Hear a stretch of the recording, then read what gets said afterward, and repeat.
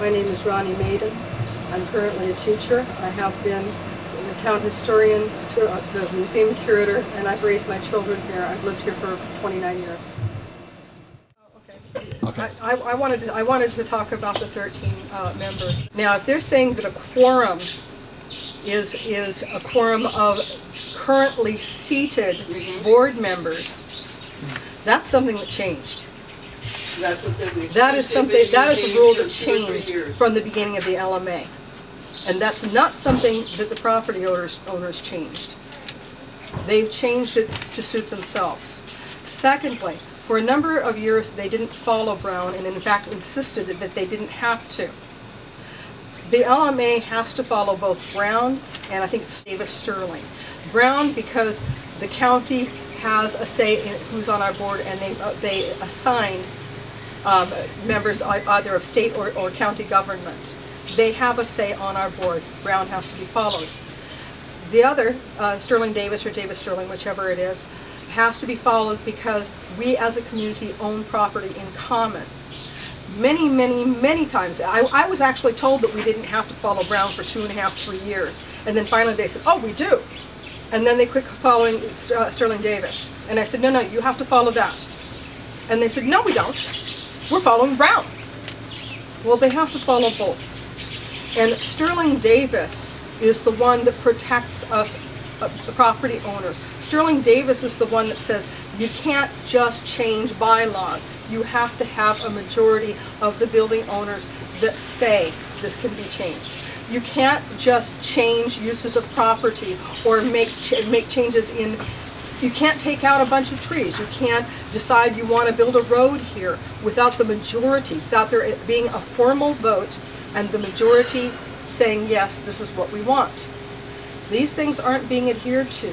Now I'm hearing that it's a quorum of the currently seated members of the board. That's not the way it read originally. That's not what we voted on. That's not what we voted for. And I say that both as a property owner and a founding LMA member. There are so many things that are being changed that the property owners either have no clue, they're disaffected, they're disenchanted. I was told personally that I'm afraid to go. If they don't let you talk, if they don't let these other people talk that are very, very strong, what chance do I have? I don't want them coming after me. I've lived here for a very long time. I've raised my children here, and I've watched the changes that have been happening. Someone who lives here used to say that Locke was a place that even if you didn't like somebody, you still cared about them. We came together as a town for a series of CAC meetings that probably took about 2 or 3 years, maybe even 4 years. We decided on what we wanted and what we didn't want. Everybody input. If they couldn't make meetings, people went by to write down what they had to say and input them in the CAC meetings. Currently, the people that are on the board of directors running the Land Management Association, the Locke LMA, we're not at those meetings. In fact, one of them came in 3 years in and said, oh, if I don't like anything, I can change it. Well, what I'm seeing now is the community doesn't come together. I would like to see it come together again.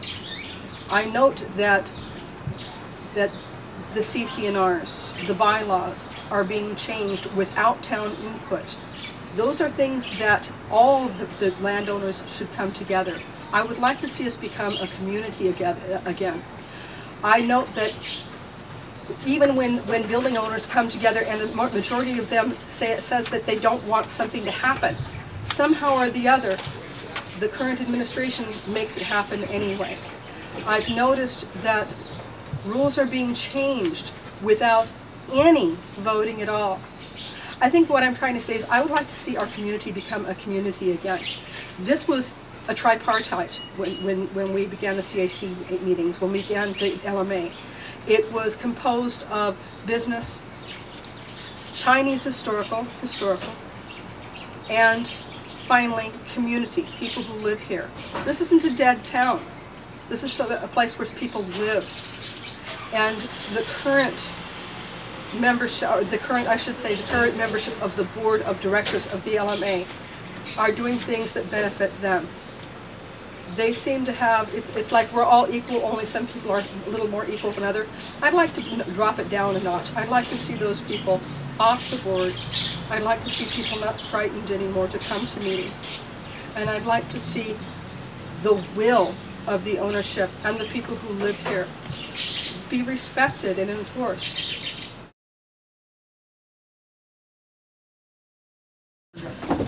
A few years back, the LMA board threatened to take my garden away from me, and the way they did it was that the manager came and said, "Hey, the board wants to take your garden away. Let's fix this before they can." And so this was in January. She said, gave me a list of things to do, and we decided that we agreed that the timeline on this would be spring or until the rain stopped, whichever was later. In February 1st, she told me that I had until February 15th to get it done. Even though it had been raining, I did manage to get almost all of it done, and she provided me with a new list of things to do. So I said, "Hey, what's this?" But I went ahead and did the things that she asked me to do. And by the way, the things she was asking me to do were things that weren't necessary. They had been in my garden. It was okay. I had a contract. It had been okay the year before. It was things like planters stacked up, compost, bags of compost on pallets. But I did it. And then a third one. And I did it. And then she said, "Well, I have more stuff." And I emailed her and said, why are you doing this? It's now been months. I was told, "You're going to lose your garden because you didn't comply with this third or fourth list of demands." I went and made a petition and got the majority of building owners that signed it, saying that they did not want me to lose the garden that I'd had for 25 years. I mean, it was at that point the only gardener that gardened year-round and relied upon my garden for food year-round. When I presented this petition to the LMA board, they decided to give me another month and then took my garden away from me. I had told them that at that time that I was afraid if they took it away that they would be bulldozing trees. I'm scarred from my knees to my chin. I don't perspire. I need shade. And I had my garden specifically because I could garden in it despite not having this medical issue. They bulldozed all of those trees. 25 years worth of work. Thousands of dollars worth of plants and work and pipe. Despite the fact that the majority of the building owners said that I should be able to keep my garden. I'm talking about probably $7,000 of plants, bearing fruit trees. They took out trees that had been there for over 40 years, which are supposed to be historical. They started bulldozing my water pipes that had taken me hours and hours and hours to hand dig trenches and lay. I had done it myself about 2 or 3 years prior. They took out rose bushes that had roses on them, and they took out apple trees that had apples on them, and Chinese jujube trees. They took out so much. This is the board that we have. Many of the same people are still on that board. And what reason did they give? The reasoning was the town manager told me she didn't. My partner did not like her, and she said, "I will never take anything he does against you." Their reasoning was this. I had, one of the things that I had was I had made a freestanding cinder block retaining wall that I could take out. And it was to literally hold the dirt up in one area. And I had things planted around it. I had a old cement sink that you used to find in all of these houses and aren't there anymore, that I'd had in that garden for probably 10 years. And it had flowers planted in them, and had flowers planted in them for 10 years. Although they were, at that point, I think they were tulips, and the tulips had lost their leaves. That was the second thing. The third thing was that I had started putting up a fence between me and someone else, and according to my contract, I had a right to do that. But the board had made a change, despite the contract saying that the town manager now had a right to change any rules that she wanted in the gardens without our permission or our okay or our notification, despite contracts. The fourth thing was that my partner got upset and yelled at somebody who was trying to take up something that belonged to us. And those four things, I had been told, if it has a use, if it's for planting, we're not going to do anything. At that time, when we set out the rules for the garden, we were allowed to have individuality.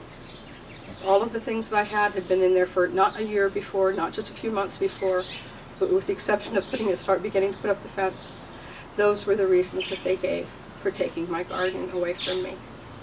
And they immediately, within 10 days, bulldozed so that I physically could not go out there anymore. There's no more shade.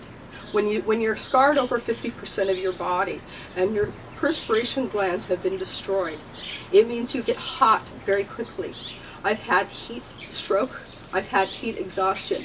In my garden, I had a little outdoor shower so that during the very hot heat of the summer, 100-degree days, I could go and shower off every 45 minutes and allow my body to cool that way. And because I did that, I could garden for a long time. Because of all those trees, I could be in the shade gardening. The sun would really, literally kill me. They bulldozed out of that and smiled and said, well, you can still have a garden. Forgetting that, no, having a garden out there would physically kill me. So what did it become? Oh, they decided to make it into little plots that are all the same. It's ironic to me. It is. They leveled it all, and the irony was my little shower that was of such a problem for them. They put out a sink. They just laid a sink out there that was there for several years. I don't know if it still is or not. It wasn't hooked up to anything. The irony of all of this is that Locke was supposed to be protected because it was so unique. There was no place like it anywhere else left. This is the last living rural Chinese town. It was idiosyncratic. Everybody gardened their own way. The gardens weren't little cookie cutter things that are all the same size. You wanted a fence, you put up a fence. You wanted to bring your dogs out, you bring your dogs out. You want to throw a hammock out there, throw a hammock out there. That's fine. But garden it. That was the only thing, garden it. You want to paint, paint. You want to take pictures, take pictures. But garden it. That's fine. We had people that came from miles around, not just close. I'm talking about, I had people coming up from SoCal who used to ask to come to my garden to paint. All of those things that were so valued by so many people are gone.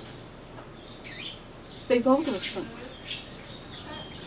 The day they bulldozed my garden, 2 weeks later, I had someone that I ran into on Main Street who said, oh my God, I brought a whole crew to take pictures. I brought some other people to paint. What happened to your garden? They bulldozed it. They took away my food. They took away my therapy. I had a swing for my grandkids. My grandkids loved that garden. So did I. It's gone.